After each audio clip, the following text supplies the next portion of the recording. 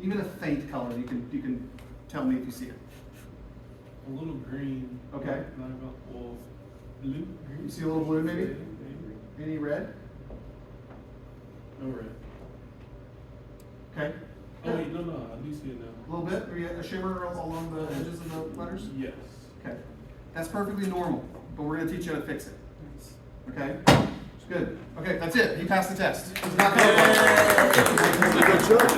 All right, good. So this is important because different than a TV where everything is static, if you get really close to a TV and you look at it, it has 3 pixels, red, green, and blue. Are those the primary colors? Right. Oh, you won't fail. Those are not the primary colors. Those are the primary colors of video. Yes. Right? So they're the primary colors to us in the video world. When my son's in kindergarten, he came home and he's talking about the primary colors, and I'm like, that's not the primary colors. What's he talking about? And I'm like, oh yeah, those he knows his primary colors. I got it wrong because I work in video, right? Yeah, but in video, it's red, green, and blue, right? So what's going on inside of a television is you have those subpixels, and each of those subpixels. Go ahead. I said Shark thought there was yellow. Shark did do the yellow thing for a while. Did that last? No. There's a reason. Okay, so red, green, and blue make up the colors of video. If you look at the TV real close, you'll see those subpixels that make up the pixel. In a projector, 3-chip LCD, even if you did LCOS, liquid crystalline silicone, it's still 3-chip, red, green, and blue. The high-end DLP projectors, red, green, and blue. Single chip DLP, they use a color wheel to spin red, green, and blue at a minimum, and then possibly some other secondary colors and white, right? So in the projector world, in the old days, when it was analog, we called this convergence. And that's where you converged the red, green, and blue projected 3 guns, the 3 lamps, right? Everybody's seen the really old projectors. Like Runcos, yeah, like Runcos and stuff like that. 3 different color lamps and light sources. You would converge them on top of each other, right? So what we're going to do is we're going to do digital convergence, which is called panel alignment. So it's a digital way of doing the analog convergence. So we'll go into our menu. Where is it? Menus have recently been updated. Please follow those steps. Down the panel line right there. Something like that. Oh, there we go. Okay. So I'm going to turn it on. Its default is off. So I can select a couple of colors. Green is our constant here. It's our baseline. We're never going to touch green. We can't physically in the projector, but we can adjust red and blue. For me, it's easier to align 2 colors than it is to align 3 because 3 can get a little blurry, where 2 is going to make it a little bit sharper and easier to see.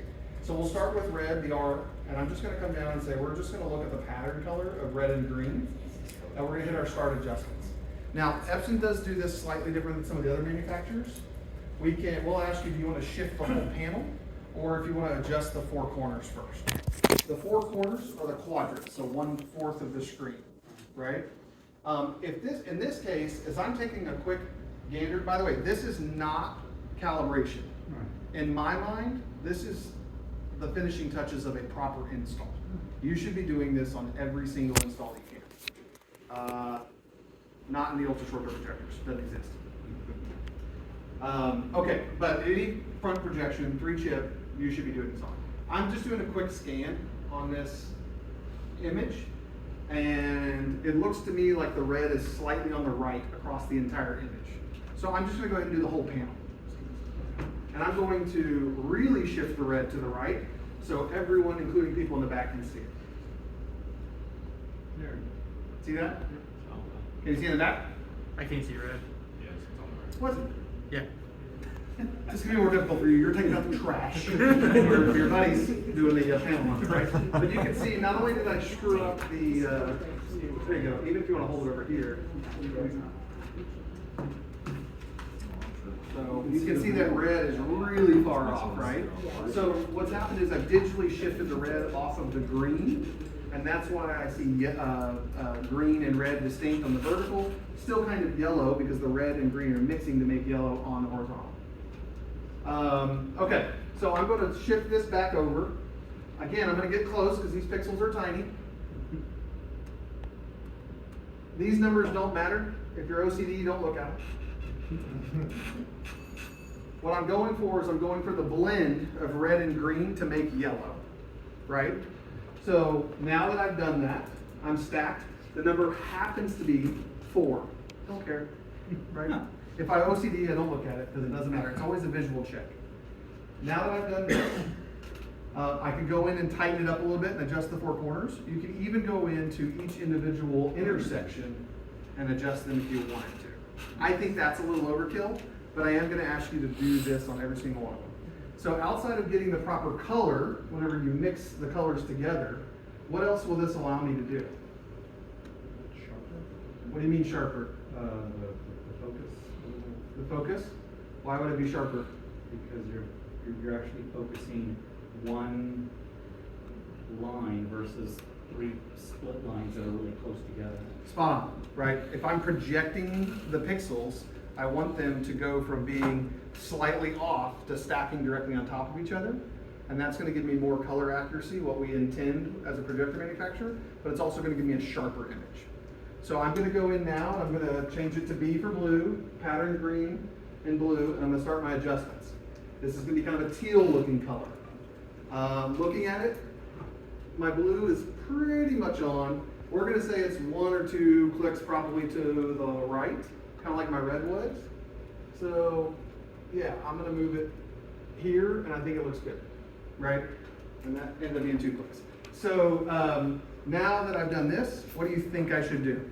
Refocus. Focus again. Go back and refocus it, right? Because I've messed with some stuff.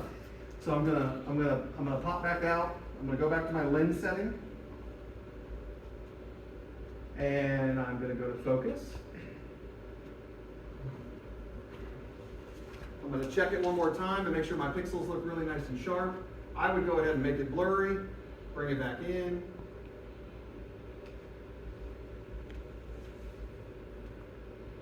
There we go. I can see the little squares, the pixels at this point, right?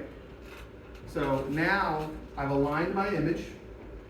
I've done a panel alignment, which sounds a little scary, but it's not, as we just did. I stacked my pixels on top of each other, so my color is going to look great, and my image is going to look sharp because I've refocused it. So focus, panel alignment, refocus. With me? All right, what do you got? I have a question, a weird question. I'm